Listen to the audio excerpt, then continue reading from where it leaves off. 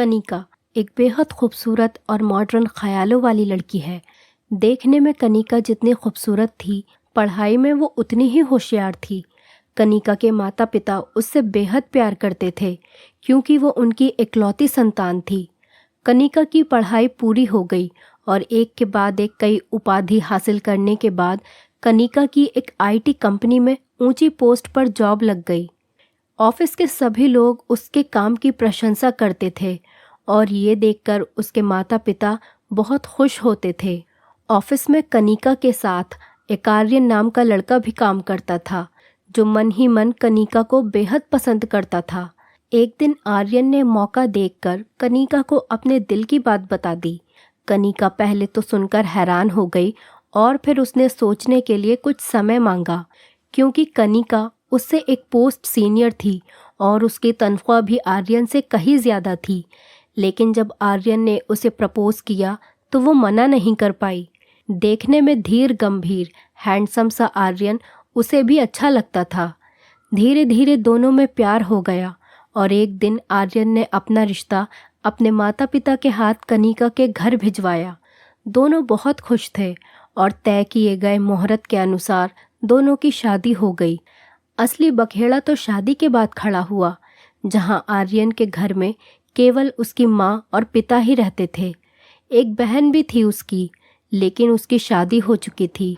शादी के पहले दिन ही आर्यन की माँ ने कनिका को समझाना शुरू कर दिया कि नई दुल्हन को क्या पहनना है, घर में कैसे रहना है, क्या करना है और क्या नहीं करना।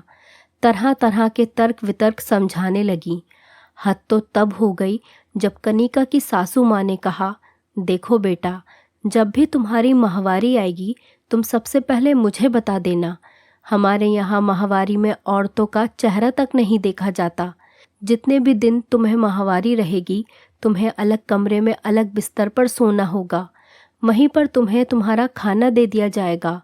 कनिका द्वारा इसका कारण पूछने पर उसकी सास ने बताया, माहवारी में औरतें अशुद्ध हो जाती हैं, इसलिए उनकी छाया भी लगने से पुरुष को पाप होता है। इसी कारण तुम्हें अलग कमरा दे दिया जाएगा जहां तुम आराम से रहना। तुम्हें कोई तकलीफ भी नहीं होगी, बस तुम्हें पूरे समय उसी कमरे में बैठे रहना होगा। कनिका ने जब अपनी सास का ये फरमान सुना तो उसके पैरों तले ज़मीन खिसक गई। उसके तन बदन में आग लग गई कि ये कैसी रूढ़िवादी सोच है और मैंने किस तरह के लोगों में शादी कर ली। कहीं मैंने शादी करके कोई गलती तो नहीं कर दी। कनिका ने अपनी सास से तो कुछ भी नहीं कहा। हाँ में सिर हिलाकर वो अपने कमरे में आ गई।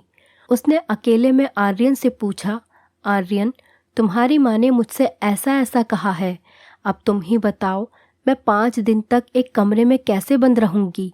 कोई मेरा चेहरा तक नहीं देखेगा तो मैं ऑफिस कैसे जाऊँगी?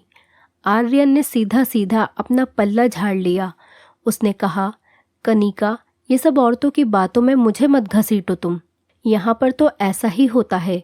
जब दीदी थीं तो वो भी महीने में कुछ दिनों तक कमरे में ही बंद रहती थीं, लेकिन तुम्हारा जैसा मन करे तुम वैसे मैनेज करना। मैं तुम्हारे और मम्मी के बीच में कुछ नहीं बोल सकता। शादी के 4-5 दिन बाद ही वो दोनों 10 दिन के लिए हनीमून पर चले गए और लौट के आने के 1 हफ्ते बाद ही कनिका और आर्यन ने वापस ऑफिस ज्वाइन कर लिया। शादी के बाद 2 महीने बीत चुके थे, लेकिन कनिका ने एक बार भी अपनी सास को नहीं बताया था कि उसे माहवारी आई है। अब कनिका की सास ने उसे बुलाया और पूछा कि क्यों बहू, 2 महीने बीत गए, तुमने मुझे अभी तक नहीं बताया कि तुम्हें माहवारी कब आई? तुमसे कहा था ना मैंने कि मुझे बता देना, जिससे कि मैं तुम्हारा कमरा अलग कर दूं। कनिका ने धीरे से मुस्कुराते हुए जवाब दिया, ऐसा है ना माँ जी, मुझे माहवारी आती ही नहीं है। कनिका की बात सुनकर सास के पैरों तले से ज़मीन खिसक गई और गुस्से में चीखती हुई बोली, है भगवान, क्या कह रही हो तुम? तुम्हें माहवारी ही नहीं आती? और ये सुनते ही वो गला फाड़ फाड़ के चिल्लाने लगी, अरे आर्यन, ओ आर्यन, देख तेरे साथ कितना बड़ा धोखा हो गया।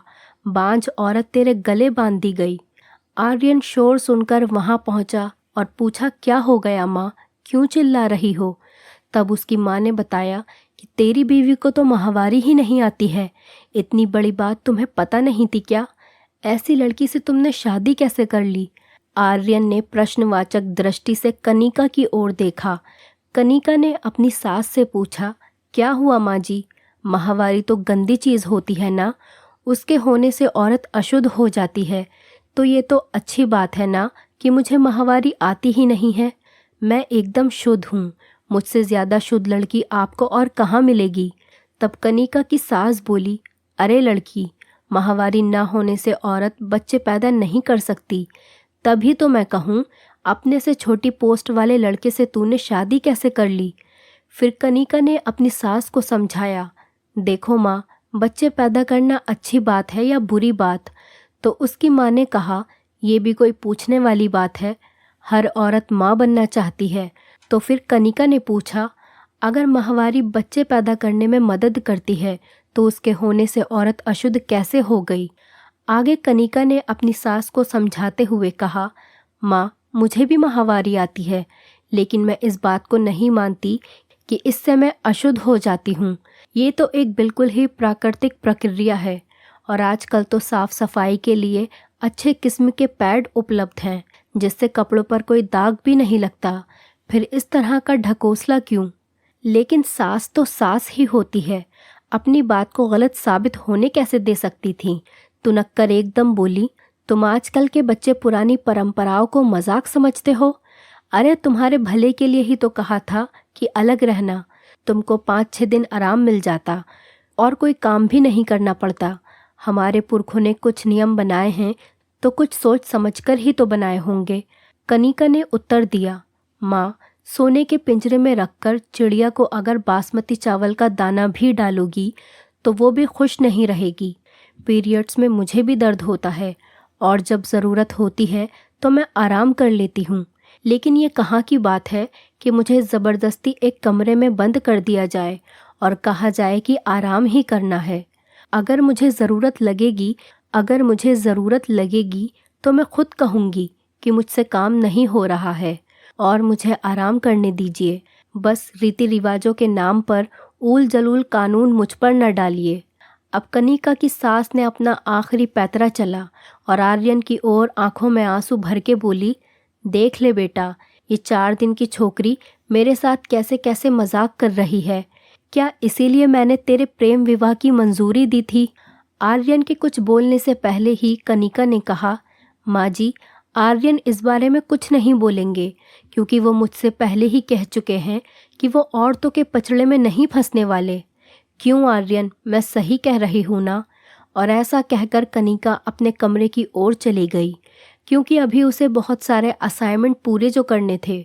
आर्यन और उसकी माँ अब एक दूसरे का मुंह देखने लगे क्योंकि अब उनके पास बोलने के लिए कुछ भी नहीं था।